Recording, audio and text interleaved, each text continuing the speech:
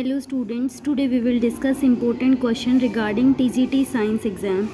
A radar is able to detect the reflected wave from an enemy aeroplane after time interval इतना. अगर velocity दे रखी है wave की 3 × 10⁸ metre पर second, तो हमें डिस्टेंस बताना है एरोप्लेन का और रडार से. देखो हमारे पास रिफ्लेक्टेड टाइम दे रखा है, इसका मतलब हो गया कि वेव गई है और वापस आई है. इसका मतलब क्या हो गया कि उसने 2 बार डिस्टेंस को कवर किया है, उसी डिस्टेंस को. तो डिस्टेंस का फॉर्मूला होता है स्पीड मल्टीप्लाई टाइम. हम यहाँ पे ट्वाइस द डिस्टेंस लेके चलेंगे तो 2d = स्पीड मल्टीप्लाई टाइम. हमारे पास रिजल्ट आ जाएगा 3 किलोमीटर. हमारे पास रिजल्ट तो मीटर में आएगा, लेकिन हम इसको किलोमीटर में चेंज करेंगे मल्टीप्लाई 1000 करके, तो रिजल्ट आ जाएगा 3 किलोमीटर. आगे देखो, the mineral element present in chlorophyll. Chlorophyll के अंदर कौन सा मिनरल एलिमेंट प्रेजेंट होता है? Answer will be magnesium. Next है, what is the incorrect about the circulatory system. Heart जो होता है वो 4 चैम्बर का होता है, ये बात सही है. सीनस और विनोसस और ट्रंकस और आर्टिशियस आर लेकिंग, ये बात भी सही है. आगे देखो, आरबीसी जो होती हैं वो न्यूक्लिएटेड होती हैं, इसके पास न्यूक्लियस प्रेजेंट होता है, तो ये बात भी बिल्कुल सही है. तो well developed renal portal system जो है, एव्स क्या होते हैं? बर्ड्स के अंदर जो है well developed renal portal system present नहीं होता. बर्ड्स के केस के अंदर, इनके अंदर आरबीसी के अंदर न्यूक्लिएशन प्रेजेंट होता है, और हार्ट जो होता है इनका 4 चैम्बर का होता है. आगे देखो, जो बायपोलर न्यूरॉन्स हैं वो कहाँ पाए जाते हैं? रेटिना के अंदर. नेक्स्ट है, cow eat grass and both have cells. तो हमारे पास करेक्ट स्टेटमेंट बतानी है. तो जो ग्रास सेल्स होती हैं उनके पास सेल वॉल होती है और वैक्यूल होती है, और जो काउ सेल होती है उनके पास सेल मेम्ब्रेन होती है और माइटोकॉन्ड्रिया होती है. अब देखो, ग्रास सेल होती है, प्लांट्स के केस का आ गया, तो इनके पास सेल वॉल भी और वैक्यूल भी है. प्लांट्स के अंदर वैक्यूल लार्ज साइज़ की होती है इन कंपैरिजन टू एनिमल, क्योंकि उनको फूड को स्टोर करके रखना पड़ता है, क्योंकि वो नॉन मोटाइल नेचर के होते हैं. तो यहाँ पे आंसर आ जाएगा सी और डी. सी और ई स्टेटमेंट जो है वो ट्रू हैं. यहाँ पे देखो, cow cells are bigger than grass cells, ये फॉल्स है. Cow cells have plastid cow present होते हैं प्लांट्स के अंदर, यही ऐसे ही क्लोरोप्लास्ट जो है वो प्लांट्स के अंदर प्रेजेंट होते हैं. ग्रास सेल्स हैव सेंट्रोसोम्स और क्लोरोप्लास्ट, लेकिन सेंट्रोसोम्स प्रेजेंट नहीं होते ग्रास सेल्स के अंदर. आगे देखो, a ball of radius R is made to oscillate in a bowl of radius R. The time period of its oscillation will be. यहाँ पे देखो, आर जो है वो ग्रेटर देन स्मॉल आर है, तो हमारे पास रिलेशन होता है टाइम पीरियड का, t = 2π√L/g. अगर r बड़ा है तो हमें रेडियस निकालनी पड़ेगी, तो r - r करेंगे तो 2π लेंथ हो जाएगी r - r/g. नेक्स्ट देखो, which term is used for celestial body that revolve around the sun in highly elliptical orbit. Answer will be comet. Next है, where is the lower end of lightning conductor fixed in the building. Lower end of lightning conductor को fix किया जाता है inside the ground. Next है, how many valence electron are shared in the following molecule. यहाँ पे देखो, phosphorus के ऊपर 2 जो है लोन पेयर प्रेजेंट होते हैं. क्लोरीन के पास 3 लोन प्रेजेंट होते हैं, तो 3 लोन पेयर हैं, इसका मतलब क्या हो गया? 6 इलेक्ट्रॉन हो गए. 6 इलेक्ट्रॉन को 3 से मल्टीप्लाई करेंगे, 6 × 3 18, और 2 फोस्फोरस के पास है 20 हो जाएंगे. नेक्स्ट देखो, if N1, N2, N3 are the fundamental frequency of 3 segments into which a string is divided, then the original fundamental frequency n of the string given by. देखो, लेंथ क्या होती है? Length = L1 + L2 + L3. हमारे पास relation होता है frequency का length के साथ, वो इन्वर्सली प्रोपोर्शनल का होता है.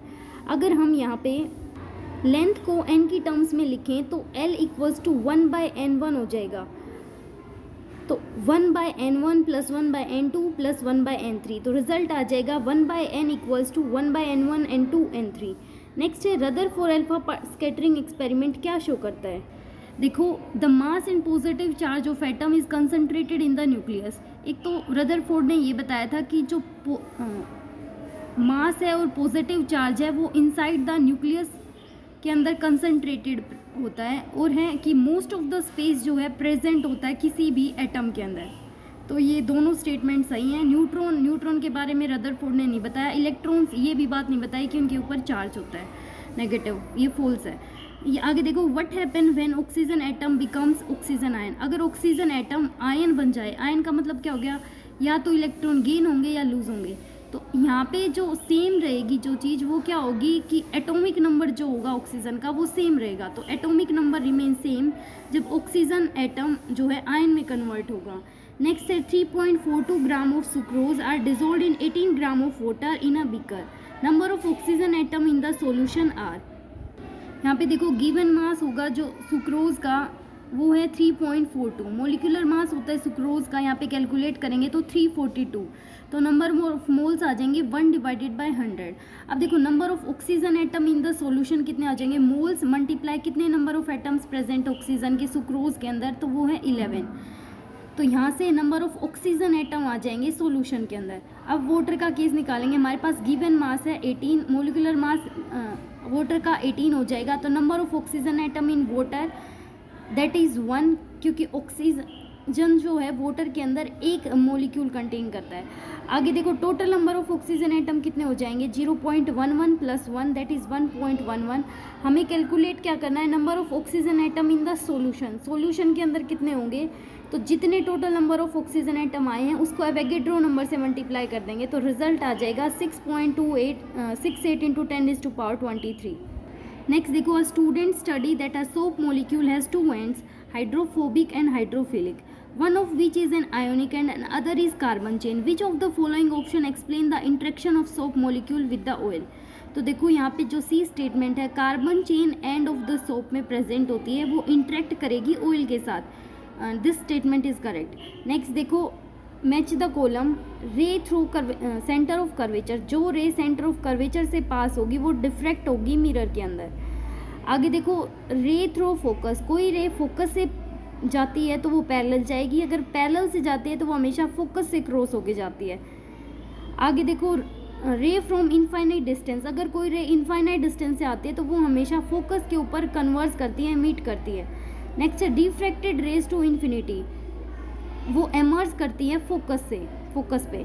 आगे देखो, एटमोसिटी ऑफ फॉस्फोरस, एटमोसिटी का मतलब है कि कितने नंबर ऑफ एटम प्रेजेंट हैं किसी भी मॉलिक्यूल के अंदर, तो यहाँ पे आएगा 4। तो एटमोसिटी जो है फॉस्फोरस की ये आएगा 4। देखो पीछे हमने क्वेश्चन किया था कि number of oxygen atom calculate करने थे सॉल्यूशन के अंदर, तो हम यहाँ पे इजी मेथड देख सकते हैं। Number of atom in a molecule, एक मॉलिक्यूल के अंदर नंबर ऑफ एटम क्या हो गए, moles multiply Na Avogadro multiply number of atoms. आगे देखो, लंग्स जो है वो डेवलप होते हैं एंडोडर्म से। नेक्स्ट है इथेनॉल दे रखा है, उसको अगर हम ऑक्सीडाइज कराएं in presence of chromium oxide और CH3COOH, तो ये किस में कन्वर्ट हो जाएगा, अल में कन्वर्ट हो जाएगा, इथेनॉल में कन्वर्ट हो जाएगा, ठीक है। और अगर हम इसको एल्केलाइन सॉल्यूशन प्रोवाइड करें KMnO4 इथेनॉल को, तो जो इसका पर्पल कलर है KMnO4 का वो उड़ जाएगा और वो ब्राउन कलर शो करेगा और ओइक एसिड में कन्वर्ट